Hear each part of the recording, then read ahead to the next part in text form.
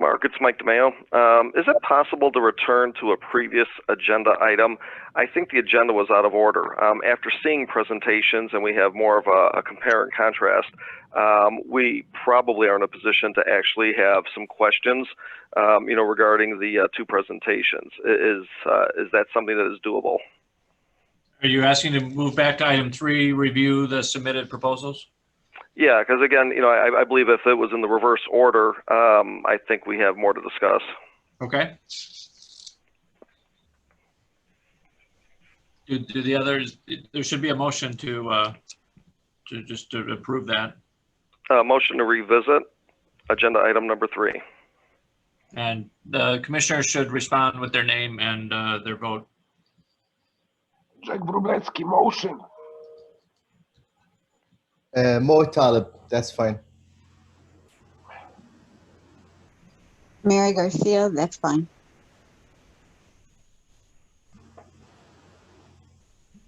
Okay. My first question is something that Catherine had mentioned, in the public commentary, regarding the fact that as a SCA board member that it was full-time and undistracted staff, etc. I'm curious because everything that was presented by Amy was almost the exact opposite, and it seems like there's a lot of activity going on that's outside the SSA boundary. I just curious if Amy or anybody else has a comment regarding that. Sure, I can speak to that. So we have multiple staff people here at Six Corners. So we have people who can, who are just for the SSA, and then we also have staff that works with outside, people who are outside of the SSA. So we have ample staff. That's why we have other grants that help us, but we have a full-time person that's just for the SSA.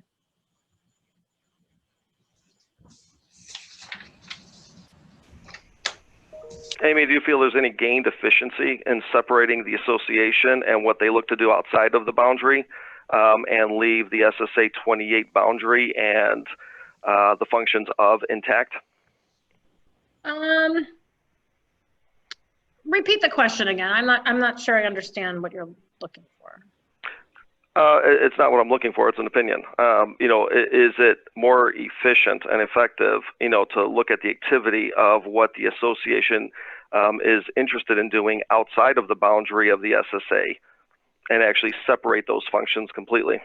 Well, we don't separate the functions completely. So the services that the SSA provides, so like things like street cleaning and snow removal and the irrigation services, the plantings, things like that.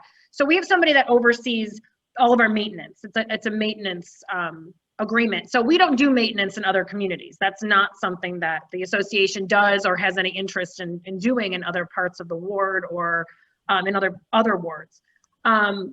What we do have an interest in is helping businesses in the greater Portage Park and Jefferson Park communities, because there aren't any other organizations really doing that work. And so these businesses are coming to us because they're not getting service from other organizations. So we want to help businesses, because if a business falls out across the street from the SSA, it still impacts all of you that are here in the SSA. If I let a building sit vacant with no storefront, across Laverne, it still impacts, you who's down the block. So we still want to work with that, but it's not separated out in that sort of way. But as far as maintenance and all of the agreements that you commissioners are agreeing to, as far as services, those services we have a person who controls all of that. So who is our maintenance checker, I should say. Mark, this is Mary, and I have a question to ask Marlena. Okay, go ahead. Marlena, what kind of process do you envision Six Corners Chamber will use to hire a permanent executive director? Well, we would use a very professional approach to that. I have a lot of experience working in Fortune 500 companies. You work backwards from what is the job description, what are the expectations of the permanent executive director. And when you are really sure that you've got the right list, that you think it is, but what it really is, then what you do is work backwards to identify the skills, the experience, and the attributes, 3 things that you need for that ideal candidate. And once you have that, you have, and you want to be thinking through how that integrates with your higher level, 50,000 foot level, your mission, vision, values. When all of that is together, then you start looking for your candidate that has the skills, experience, and attributes. So there are processes involved, even with the identification of your criteria.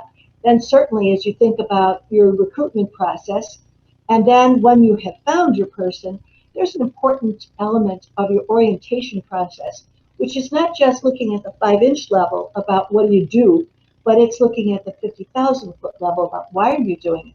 What is the context? What are you trying to do here? Make sure you're a match for the mission, vision, values of the chamber. Does that answer your question, Mary?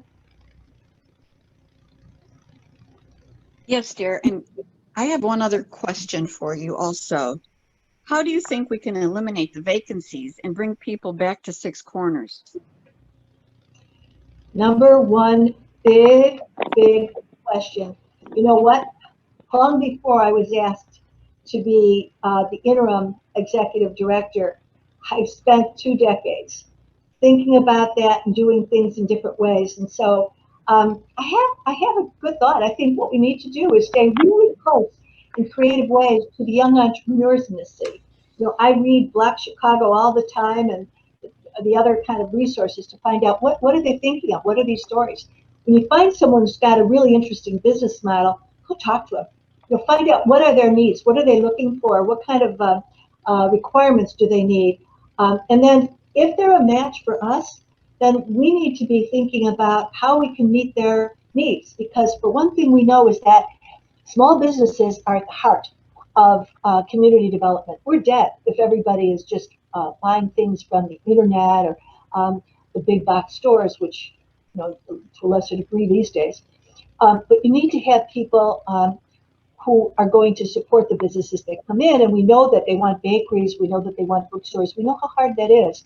So we need new ideas. And in fact, I can't talk about the details, but I am working on something right now where I reached out to a young couple that have a marvelous new idea and invited them to come over. And we took a look at some things and then took the next step. And I had to go through quite a lot to be able to get in touch with some of the people that own the property or lease the property. I couldn't believe how hard it was, but we're moving forward. So maybe this is a good model we're experimenting with, and if it works well, wouldn't that be grand for all of us?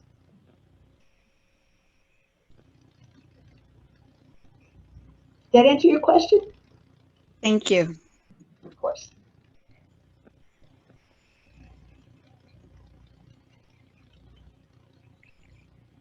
I have a Mark, question. it's Mike DeMayo if I can again. I Yeah, apologize. okay, and then I've got a question after that. Sure. Okay, my question is back to Amy. I'm trying to get my arms around a bit of a disconnect between the immediate business community and one of the accomplishments of the association.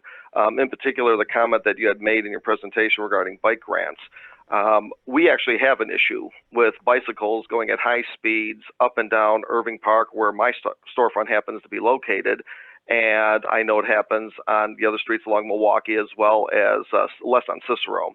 But the comment is that, you know, bikes have actually created a risk. I mean, on a daily event practically is a near miss, somebody dodging, yelling and screaming at each other, because again, there really isn't a bike route, you know, that's established. So those bikes actually end up being on the sidewalk. And as you know, with the streetscape that's present, we've got very large planters and very small sidewalks. I'm just curious, are there any plans to actually address something that would, you know, create a safer pedestrian traffic along the sidewalks?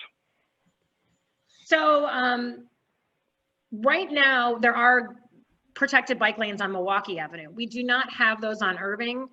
When the streetscape was done, they decided biking wasn't as big of a thing as it is now, I guess, when they started the Irving Park part of the streetscape. We know that's a problem, and we're not the police. So we can't go out, and there's nothing that the association can do to prevent people from riding their bikes on the sidewalk.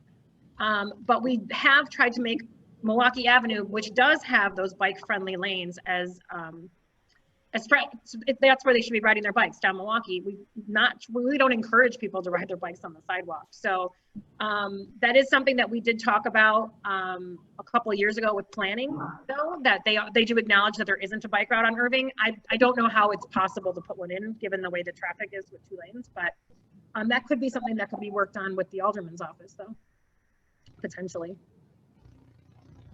Thank you. All right. Then I have a follow-up question for Marlena. I think others had asked previously about the process, and I'm asking about the timetable of when, if you were to receive this contract, when would a permanent executive director be seated by? Well, I'll defer to my colleagues in the chamber because, as you know, I'm just getting underway, but we would start immediately working on the selection criteria and the recruitment. And we want to make sure that my successor, the executive that's going to be permanent, would be highly skilled, highly experienced, and with the right attributes and the right perspective. So, I would see that certainly. I'll stand corrected by anybody on the board, but seems to me by the first quarter, 2021. Does anybody disagree with that? I'm open.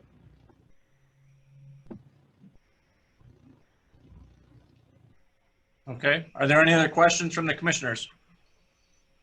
Mark, it's Mary. I have another question for Marlena. Marlena, can you please tell us why a storefront ground level office is so important to us? Oh my God. Well, high touch, high importance is really good. Sometimes technology is wonderful, but it doesn't stand alone. Nothing can replace the idea of a friendly face, somebody who can just pop in right now and get immediate information. Not all business owners are great with Zoom, for instance. And we know that it can be a labyrinth to get through a lot of the various and multiple sources of funding or whatever else. You need somebody to help you. And I think it's just easier to have a friendly face. If you want to use technology, fantastic. It's great. It works. But you want to have 2 options. And you always will be, because what we're trying to build here is community. And you don't build community if you're arm's length. You have to be a face. You have to be known. Like that old Cheers TV show. Place where everyone knows your name. That's what you get with the storefront.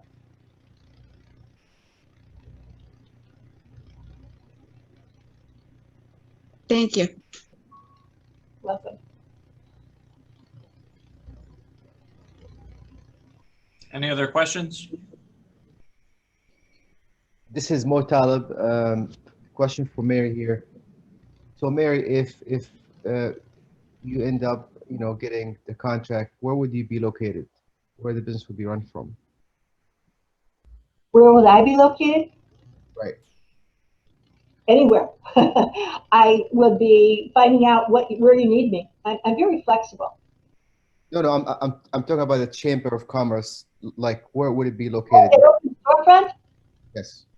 Oh, well, I defer to Joe Angelostri and some of the other board members, and I think they're already underway looking for it, and we'll continue collaborating and find a place immediately, is my understanding.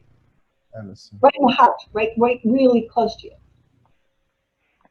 Thank you. Sure.